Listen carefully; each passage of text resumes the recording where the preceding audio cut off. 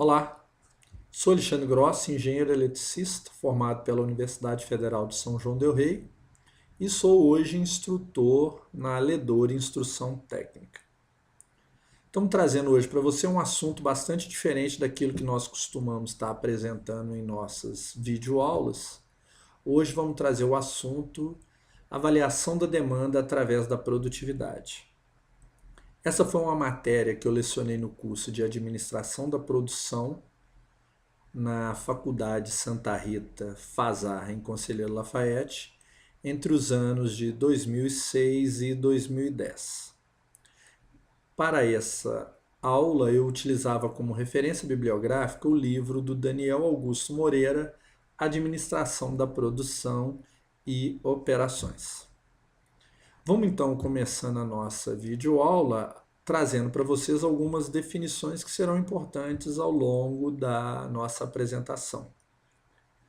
Vamos então entender o que seria a tomada de decisão. A tomada de decisão ela está justamente relacionada a algum posicionamento em relação ao meu futuro.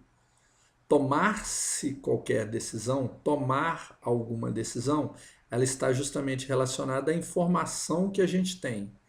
Dado que a gente tem essa informação, vamos então tomar ações baseadas na informação que temos. Com isso, então, a gente observa que a tomada de decisão ela é um processo de escolha. E esse processo de escolha ele está justamente ligado às alternativas que nós temos, baseado nas informações que a nós chegamos. Obviamente, essas informações elas passam a ser, então, recomendação entre vários caminhos a serem tomados. Caminhos esses alternativos que vão nos levar a um determinado resultado. Se vai ser levado isso a algum resultado, se vai levar a algum resultado, obviamente a gente está pensando isso numa questão futura. E levar, então, a um determinado resultado é tomar uma decisão à frente. Com isso, então, inicialmente, precisamos de entender como funciona a produtividade. E para entendermos a produtividade, precisamos entender qual é a sua necessidade. Por que medir a produtividade? Medir a produtividade ela é justamente uma necessidade gerencial, que é com isso, com esse indicador, que se vai tomar todas as decisões daqui para frente. E essas decisões elas vão impactar diretamente ao desempenho da minha unidade. Não estamos aqui pensando não só ao desempenho humano da minha unidade, mas também o desempenho operacional dela. Tudo bem? Com isso, então, pensamos que o equacionamento da minha produtividade ela é uma relação entre a produção obtida dentro de um período e os insumos necessários para que a gente possa produzir. Com isso, então, eu parto para um exemplo para que a gente possa entender como funciona esse equacionamento. Uma empresa de autopeças foi recomendada a trabalhar em 4 turnos em um dia de 24 horas, sendo que existe uma correlação entre esses turnos. A sua produção ela é medida através de peças por horas. E foram anotados esses dados numa tabela durante 7 dias. O maquinário, nesse caso o insumo, ao longo desse período, produz 10 peças por turno, tendo isso como eficiência 80% da minha mão de obra. Vamos então calcular um indicador da produtividade para cada turno, baseado naquela minha equação. Se nós pensarmos então que o meu insumo nesse caso é justamente a minha hora de produção, uma relação que nós temos então é a peça produzida pelo meu insumo.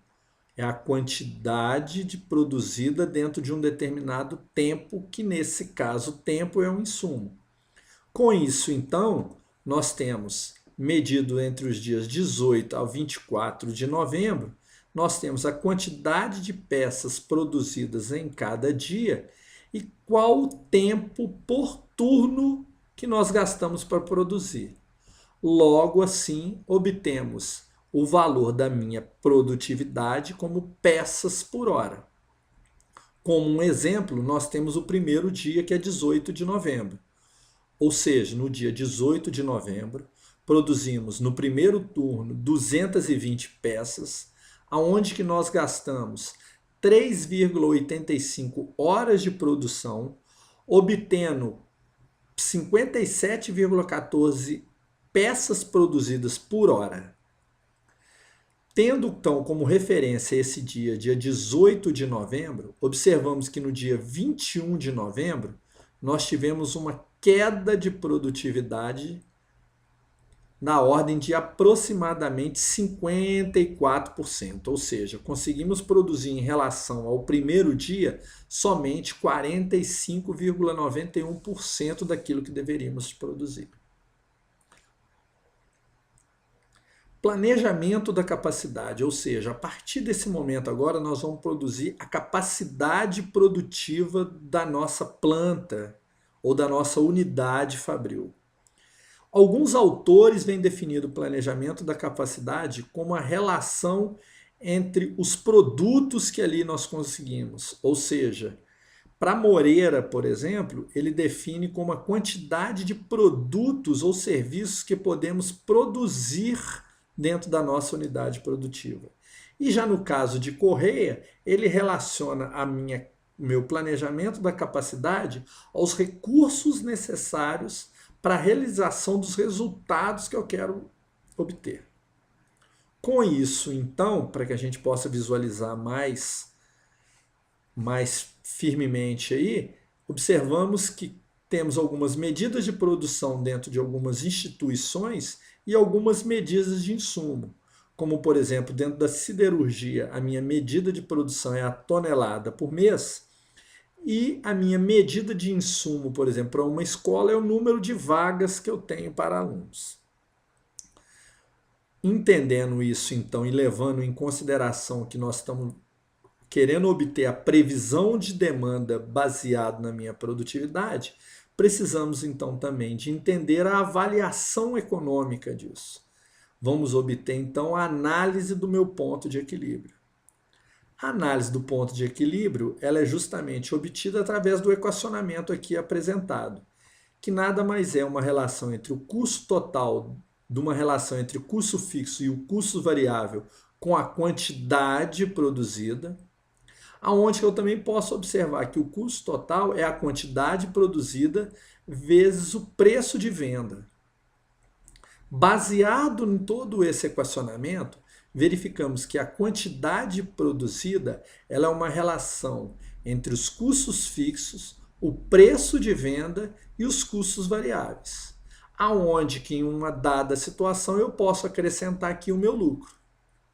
Obviamente, então, eu parto para um exemplo, aonde que eu tenho uma planta que apresenta os custos fixos da ordem de 100 milhões, gasta em média 15 mil reais para cada unidade produtiva e o meu preço médio de venda é da ordem de 19 mil. Nesse caso, a gente está querendo então definir o meu ponto de equilíbrio, ou seja, qual é a quantidade que eu devo produzir numa relação demanda e oferta.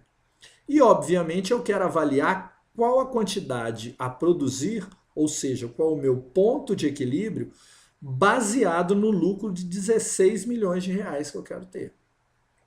Com isso, então, dados meus dados iniciais do meu problema, eu obtenho que o meu ponto de equilíbrio, sem levar em consideração o meu lucro, é de 25 mil unidades, ou seja, eu preciso, para que eu possa ter a relação entre demanda e oferta, para os valores iniciais do meu problema, eu preciso de produzir 25 mil unidades.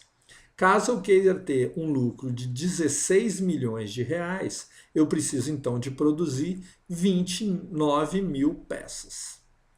Partindo então desse exemplo, queremos aqui agora então planejar a quantidade de equipamentos para satisfazer esse meu ponto de equilíbrio e a quantidade de mão de obra necessária para isso. Com isso, então, nós temos justamente o equacionamento matemático apresentado por Daniel Moreira no seu livro, que é nosso livro de referência, aonde que temos o maquinário com essa relação matemática e a mão de obra com essa relação matemática. Chama a atenção para o Ezinho aqui, que é justamente a eficiência de cada ponto que eu quero avaliar. Partindo então também para mais um exemplo, vamos avaliar qual a quantidade necessária de caixas para atender uma demanda prevista de 800 clientes em um dia de 8 horas de serviço. Estamos estimando aí que cada cliente vai demorar em média 5 minutos para passar por cada caixa e vamos levar em consideração 20% do tempo é dedicado a descansos e refeições, que é justamente o meu Ezinho, que é justamente a minha eficiência que eu comentei atrás. Para isso, então, vamos avaliar qual é a mão de obra necessária para essa satisfação de demanda. A mão de obra necessária para a satisfação da minha demanda está relacionada ao meu tempo de atendimento por cliente e o tempo estimado de 8 horas do meu turno vezes a relação de eficiência, o que me dá aproximadamente 11 caixas, ou seja, para satisfação de 800 clientes em 8 horas de serviço, sendo que cada cliente vai gastar 5 minutos para ser atendidos, nesse meu supermercado eu vou precisar de 11 caixas para atendimento. Com isso, então, avalio que a previsão de demanda ela está justamente relacionada ao planejamento do meu futuro. Ou seja, a demanda futura minha ela está relacionada com a minha demanda passada. É justamente o histórico que eu tenho que ter nas mãos para me calcular aquilo que vai acontecer na minha frente, com o meu planejamento futuro. Baseado nisso é que eu vou planejar a capacidade, vou fazer o planejamento da capacidade produtiva da minha empresa. Nesse caso, 2 métodos são possíveis, que são tanto os métodos qualitativos, que são baseados em julgamento pessoal, na experiência e na expertise de cada um. E, obviamente, eu também tenho os métodos quantitativos, que podem ser métodos causais ou métodos temporais. No caso dos métodos temporais, como dito anteriormente, eu vou precisar justamente do meu planejamento da minha demanda passada para me calcular a minha demanda futura. E para que isso seja possível, um modelamento matemático sugerido é justamente o método dos mínimos quadrados. Esse método dos mínimos quadrados ele está mais detalhado no nosso livro referência do Daniel Moreira. Por isso, faço a sugestão de que vocês procurem a bibliografia de referência para que tenham um detalhamento desse método dos mínimos quadrados. Baseado, então, no método dos mínimos quadrados, vamos fazer a previsão de demanda de uma empresa de mineração, cuja produção ela foi apresentada na tabela abaixo. Obviamente, isso foi medido em 4 meses consecutivos, onde se fez um levantamento de produção e quantidade de funcionários. Baseado, então, no método dos mínimos quadrados e na tabela produtiva que foi catalogada, fizemos o equacionamento de 2 equações e 2 incógnitas abaixo.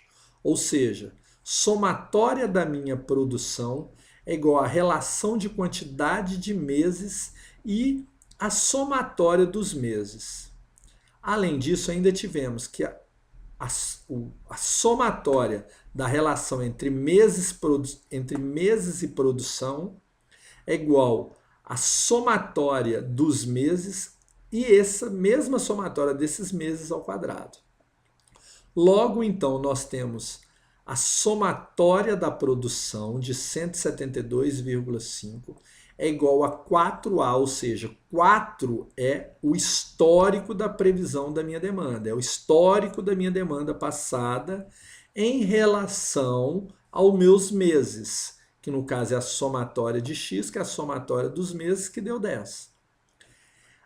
A minha segunda equação, ela é justamente a somatória do produto entre meses e produção, que dá 405,6, é igual ao produto, a somatória dos meus meses em relação a essa somatória ao quadrado.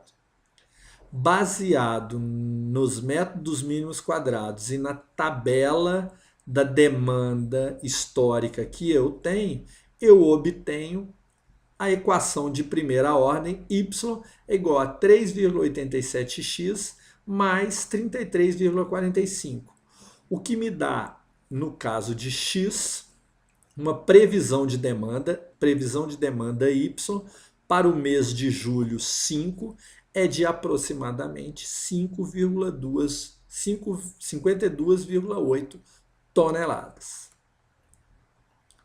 Bom, agradeço então a todos vocês. Esse era um videozinho bem simples, bem pequeno, bem simplório.